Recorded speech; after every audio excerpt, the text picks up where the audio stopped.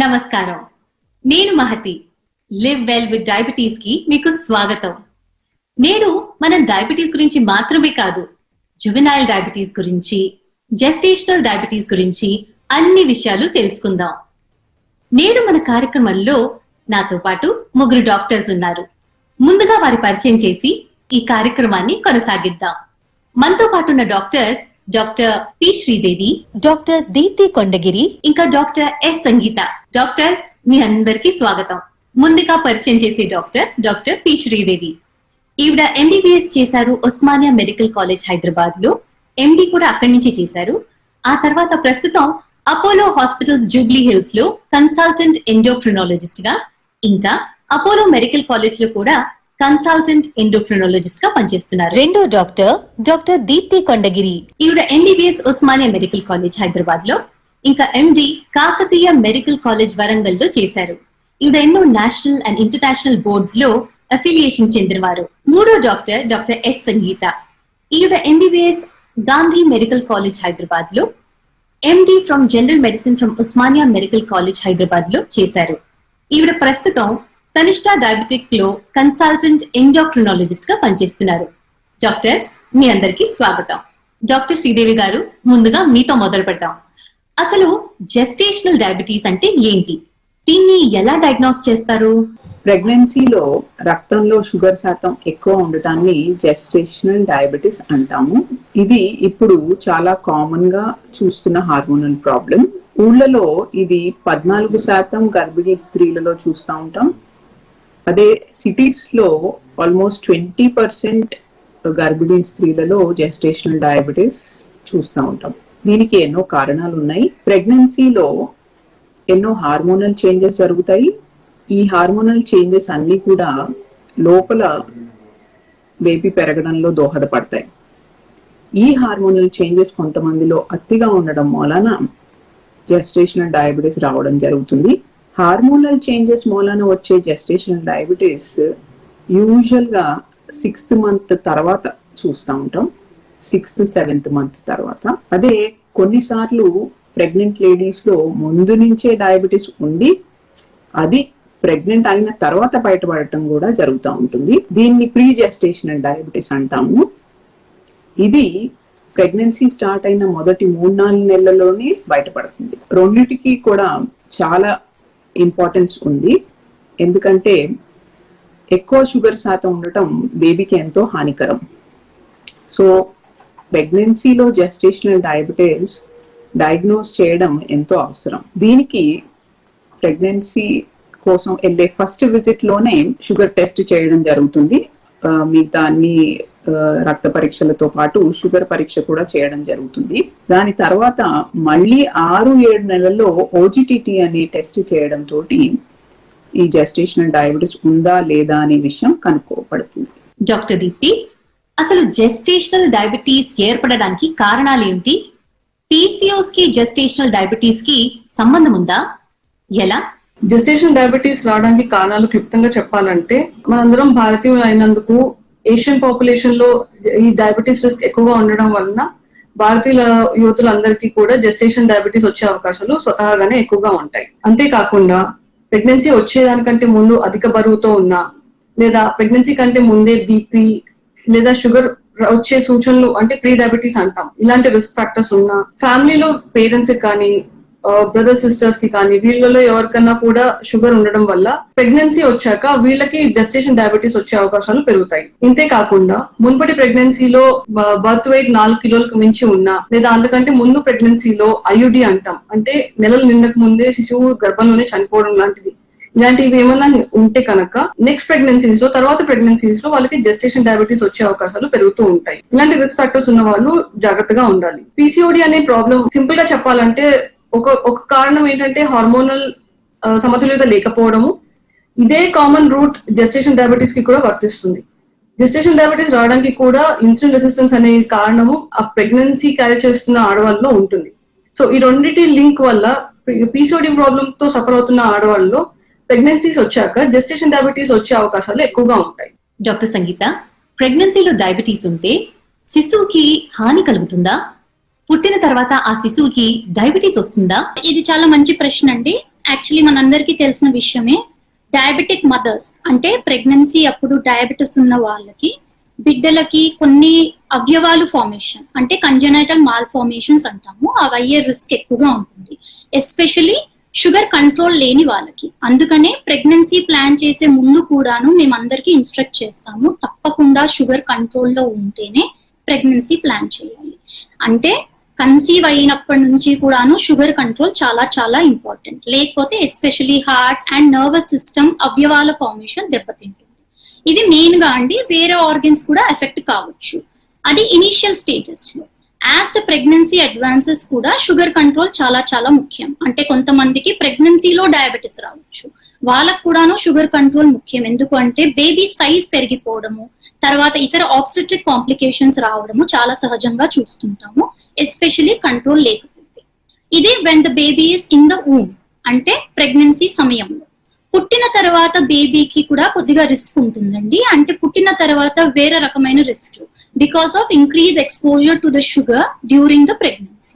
దానివల్ల కొన్ని సమస్యలు ఉంటాయి. But coming to the main question, baby diabetic ఉంటారా బోర్న్ అయినప్పుడు? అది మాత్రం కాదండి. యూజువల్లీ అదర్ సమస్యలు వస్తాయి, బట్ ఇన్ ద చైల్డ్హుడ్ ప్రెగ్నెన్సీలో డయాబెటిస్ ఉన్న మదర్ వాళ్ళ బేబీస్ కి చైల్డ్హుడ్ లో మాత్రం ఒబెసిటీ అండ్ డయాబెటిస్ వచ్చే రిస్క్ ఎక్కువగా ఉంటుంది. And later on in the life also there is increase risk of diabetes.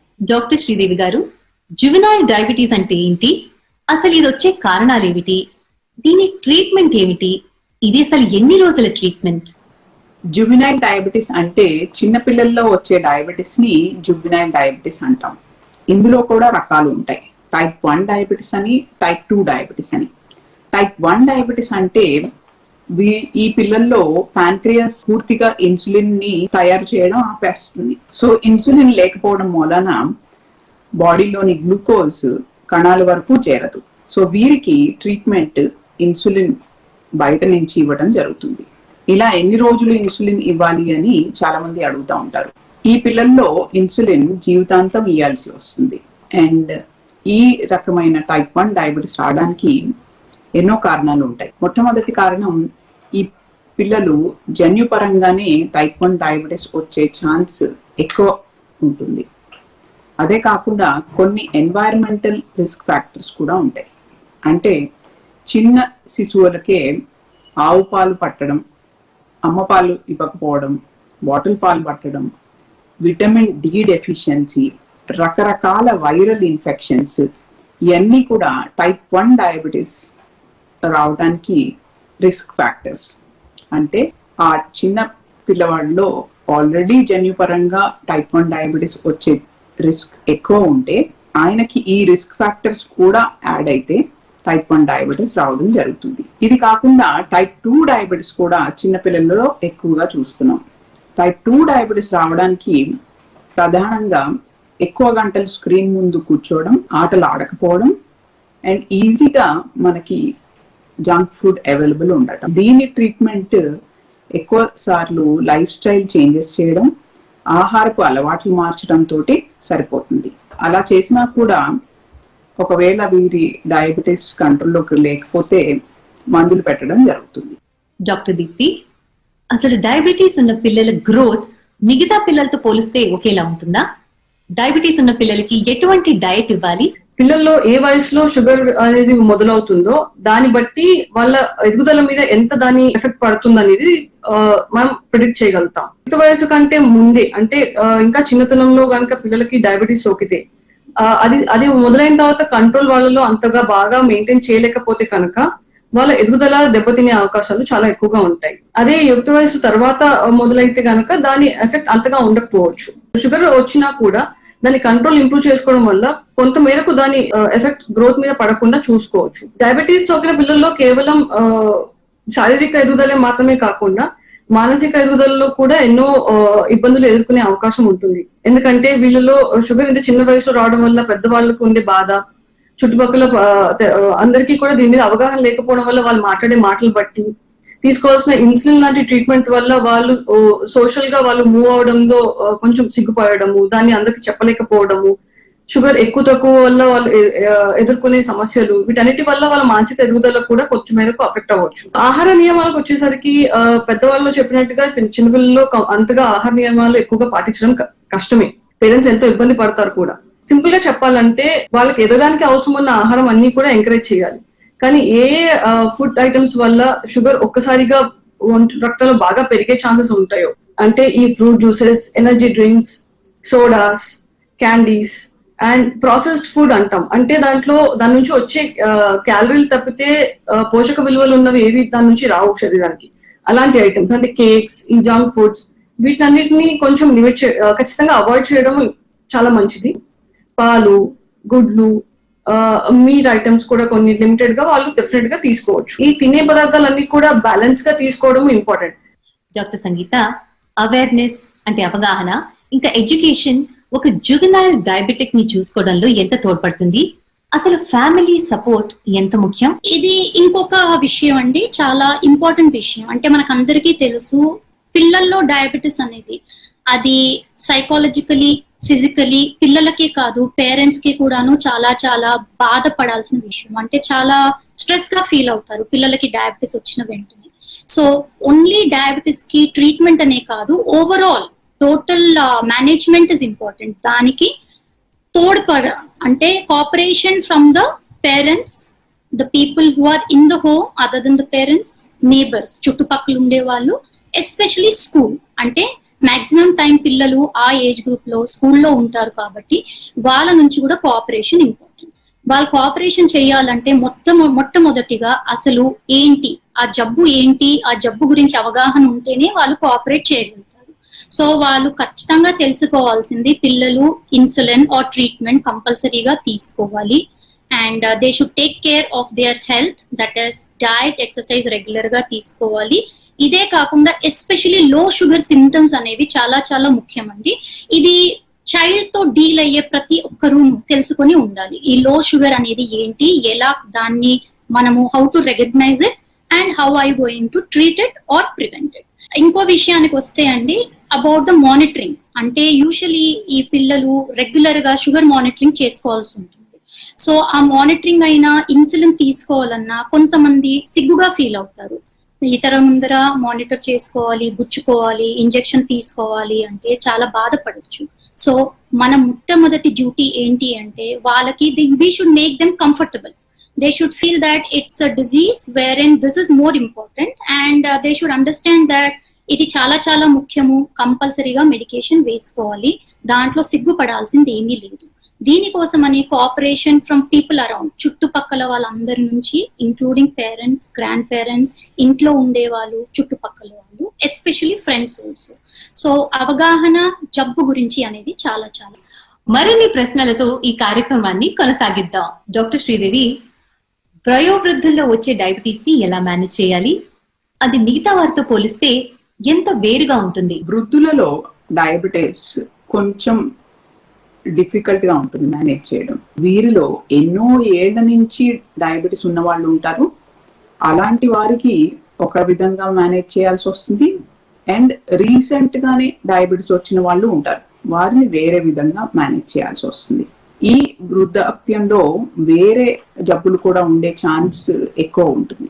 అంటే గుండె జబ్బు, కిడ్నీ ప్రాబ్లమ్, స్ట్రోక్, బీపీ ఎక్కువ ఉండటం, ఇలాంటివన్నిటిని కోమార్బిడిటీస్ అంటాం. సో వీరిలో డయాబెటీస్ కి ఇచ్చే మందులు వేరే రకాల కోమార్బిడిటీస్ కి అన్నిటికీ సూట్ అయ్యేటట్లుగా చూసుకోవాల్సి వస్తుంది.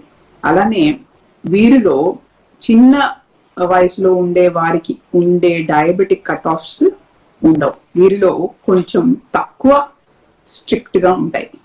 అంటే వీరి ఫాస్టింగ్, ఎస్పెషలీ 80 ఏళ్ల పైబడిన వాళ్ళలో ఫాస్టింగ్ బ్లడ్ షుగర్స్ 140 వరకు కూడా నార్మలే అంటాం.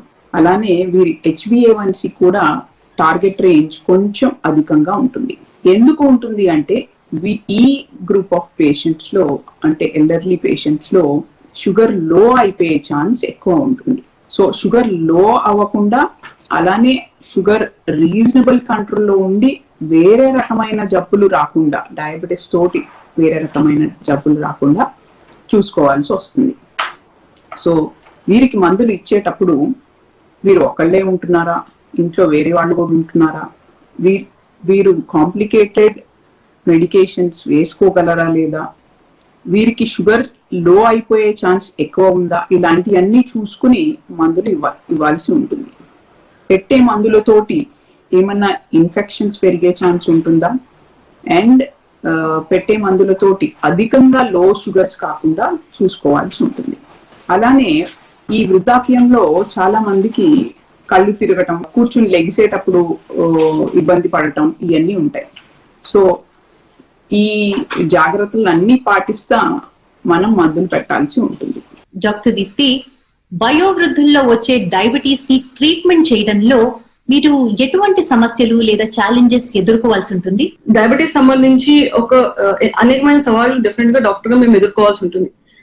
ఈ సవాళ్ళు అనేవి డయాగ్నోసిస్ నుంచి, అంటే ప్రాబ్లం గుర్తుపట్టడం మొదలు నుంచి ట్రీట్మెంట్ తర్వాత వచ్చే కాంప్లికేషన్స్ వరకు కూడా అన్ని విషయాల్లోనూ మాకు ఎంతో పెద్ద సవాళ్ళు అనమాట. గుర్తుపట్టడం దగ్గర ఎలాగంటే, పెద్ద వయసు వాళ్ళలో షుగర్ కి యూజువలీ ఎక్కువగా కంప్లైంట్స్ రావు.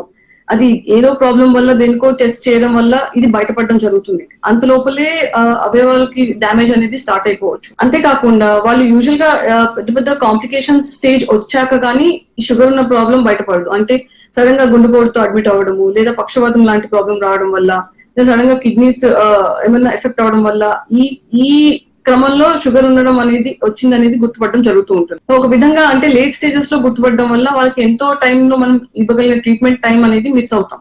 ఇది ఒక ఛాలెంజ్. ట్రీట్మెంట్ పరంగా వస్తే ఆహార నియమాలు ఆ పెద్ద వయసు లేదా వృద్ధులకి చాలా కష్టము. ఎన్నో ఏళ్లుగా ఉన్న అలవాటు వదలడం వల్ల, లేదా జీర్ణాశయం కూడా వాళ్ళకి ఎంతో ఎక్కువగా సహకరించదు. సో డైట్ రెస్ట్రిక్షన్ కానీ ఆహార నియమాలు కానీ వాళ్ళు ఎక్కువగా పెట్టడానికి వీలవదు. ఇన్సులిన్ విషయానికి వస్తే ఇన్సులిన్ ని కరెక్ట్ గా తీసుకోగలుగుతున్నారా లేదా అది కొన్నిసార్లు ఎక్కువ డోసు వెళ్ళడము, తక్కువ డోసు వెళ్ళడము, తీసుకోవాల్సిన ఆ టెక్నిక్ ప్రక్రియ గానీ కరెక్ట్ గా చేయలేకపోవడము, దీని వల్ల కూడా ఎన్నోసార్లు షుగర్లు హెచ్చుతగ్గులు అవడం వల్ల ఇబ్బందులు ఎదుర్కొంటూ ఉంటారు. వీళ్ళకి వృద్ధుల్లో ట్రీట్మెంట్ ఇస్తున్నప్పుడు ఇవన్నీ కోణాల్లో చూస్తూ వీళ్ళకి కాంప్లికేషన్స్ అన్ని ఎలా తగ్గించగలుగుతాము, ఎలా వీళ్ళని బెస్ట్ గా మనకు కంట్రోల్ తీసుకురావడానికి ట్రై చేయగలుగుతాము అనేది కూడా చూస్తూ ఉంటాం. ఇంతే కాకుండా వీళ్ళలో లో షుగర్, అంటే బ్లడ్ లో గ్లూకోజ్ ఉండాల్సిన మోతాదు కంటే ఇంకా బాగా తక్కువైపోయినా, లేదా అతిగా పెరిగిపోయినా, రెండింటి వల్ల కూడా వీళ్ళకి ప్రాణాపాయం వచ్చే అవకాశాలు చాలా ఎక్కువగా ఉంటాయి. అంటే యుక్త వయసులో ఉన్న వాళ్ళతో కంపేర్ చేసుకుంటే. సో ఈ రిస్క్, ఇలాంటి కాంప్లికేషన్స్ కూడా ఈ వృద్ధుల్లో చాలా ఎక్కువగా. డాక్టర్ సంగీత గారు, కుటుంబం లేదా లైఫ్ పార్ట్నర్ ఒక డయాబెటీస్ ఉన్న వయోవృద్ధుల్ని సపోర్ట్ చేయడంలో ఎలా తోడ్పడగలరు? పైగా కౌన్సిలింగ్ అనేది ఉపయోగపడుతుందా? పెద్ద వయసు వాళ్ళల్లో డయాబెటీస్ అనేది ఓన్లీ ట్రీట్మెంట్ కాదండి, చాలా విషయాలు ఉంటాయి మనము ఆలోచించి మనము వాళ్ళకి హెల్ప్ చేయడానికి. Emotionally, psychologically, physically, mentally, economically, socially వాళ్ళు కొద్దిగా కృంగిపోవచ్చు. చాలా ఫ్యాక్టర్స్ ఉంటాయండి. మనకు తెలిసిన విషయమే, ఏజ్ అడ్వాన్స్ అవుతూ ఉంటే ఒకటి ఏంటంటే డయాబెటీస్ ఇన్సిడెన్స్ పెరుగుతుంది, అలాగే డయాబెటీస్ కంట్రోల్ కావడం కూడా ముఖ్యంగా కష్టంగా అవుతుంది. వేరియస్ రీజన్స్ అండి. మొట్టమొదటిగా కొంచెము కాగ్నిటివ్ ఇంపైర్మెంట్, అంటే కొంచెం గుర్తుండకపోవచ్చు, మెడిసిన్స్ తీసుకోవడంలో కొంచెం ఇబ్బంది ఉండొచ్చు. సో మల్టిపుల్ మెడిసిన్స్ వాడే వాళ్ళకి ఎస్పెషల్లీ కొద్దిగా హెల్ప్ అవసరం పడుతుంది. అక్కడ స్పౌస్ కానివ్వండి, let's say husband or wife, లేదంటే ఇంట్లో ఉన్న పిల్లలు కానివ్వండి, కేర్ టేకర్స్ కానివ్వండి, చాలా చాలా ఇంపార్టెంట్ రోల్ ప్లే చేస్తారండి. జస్ట్ వాళ్ళకి గుర్తు చేయడం, ఇలా మీ మెడిసిన్స్ వేసుకోవాలండి, టైం అయ్యింది, అదొక్కటి గుర్తు చేసినా వాళ్ళు చాలా సంతోషపడతారు అండ్ డెఫినెట్ గా మెడిసిన్స్ వేసుకుంటారు. Mentally, as I told you, psychologically and emotionally they will be very much depressed అనమాట. ఒకటేమో జబ్బు మూలాన ఉండొచ్చు, లేదంటే ఏజ్ వల్ల వాళ్ళు కొద్దిగా వీక్ గా ఫీల్ అయ్యి దాని వల్ల కూడా ఉండొచ్చు. సో ఆ ఎమోషనల్ సపోర్ట్ అనేది చాలా చాలా ఇంపార్టెంట్ అండి. మేము మీకోసం ఉన్నాము అనే ధైర్యం వాళ్ళకి తప్పకుండా మనందరము ఇవ్వాలి, అది మన రెస్పాన్సిబిలిటీ. ఇది కాకుండా socially they may feel that they are being abandoned, ఎవరు మాట్లాడడానికి ఉండకపోవచ్చు, వాళ్ళు ప్రస్తుతానికి ఖాళీగా ఉండొచ్చు, they may be retired from work, so ముందున్నంత బిజీగా ఇప్పుడు ఉండకపోవచ్చు, కానీ వాళ్ళు ఏమనుకుంటారు, దాన్ని people are not taking care of them or they are not having time for them అనుకుంటారు. సో ఆ విధంగా కొద్దిగా మనం వాళ్ళకి టైం స్పెండ్ చేసినా they feel much better. And more importantly economically అండి, as the age advances they may not be working, as I've already told you, most of them will be retired, so ముందున్నంత income ఉండకపోవచ్చు. At the same time the medical expenses keep on increasing, so ఇక్కడ మనము అందరము parents తో పాటు all the kids or spouses who ever are available, if you can just వాళ్ళకు కొద్దిగా మనము తోడ్పడి, if you can just tell them, లేదు మేము మీకు ఉన్నాము, మీరు ఏమీ బాధపడాల్సిన అవసరం లేదు అని మనం వాళ్ళకి ధైర్యం చెప్పగలిగితే, ఐఎమ్ ష్యూర్ డయాబెటీస్ మేనేజ్మెంట్ చాలా చాలా ఈజీ అని నేను చెప్పను, కానీ at least they feel comfortable managing their diabetes. నమస్కారం, మీరు చూస్తున్నారు లివ్ వెల్ విత్ డయాబెటీస్. మరిన్ని ప్రశ్నలతో ఈ కార్యక్రమాన్ని కొనసాగిద్దాం. డాక్టర్ శ్రీదేవి గారు, లివ్ వెల్ విత్ డయాబెటీస్ ప్రేక్షకులకి మీరు ఏదైనా అడ్వైస్ గానీ టిప్స్ గానీ ఇస్తారా? డయాబెటీస్ ఉన్న వాళ్ళు ప్రధానంగా 4 టిప్స్ ఫాలో అవ్వాలి. ఆహారం పైన శ్రద్ధ పెట్టాలి. ఈ ఆహారం పైన శ్రద్ధ లైఫ్ లాంగ్ కంటిన్యూ అవ్వాలి. కొన్ని రోజులు చేస్తే సరిపోదు. సెకండ్ థింగ్, రెగ్యులర్ గా ఒక ఎక్సర్సైజ్ చేయాలి. అది వారి ఏజ్ కి తగ్గట్టు ఏదైనా కావచ్చు. మూడవది, టైంకి భోజనం చేయాలి, టైంకి మందులు వేసుకోవాలి. నాలుగవది, వారానికి ఒకసారో 10 రోజులకు ఒకసారో షుగర్ పరీక్ష చేసుకుంటా ఉండాలి. సో నా 4 టిప్స్: ఆహారము, ఎక్సర్సైజ్, మందులు వేసుకోవడం, టెస్ట్లు చేసుకోవడం.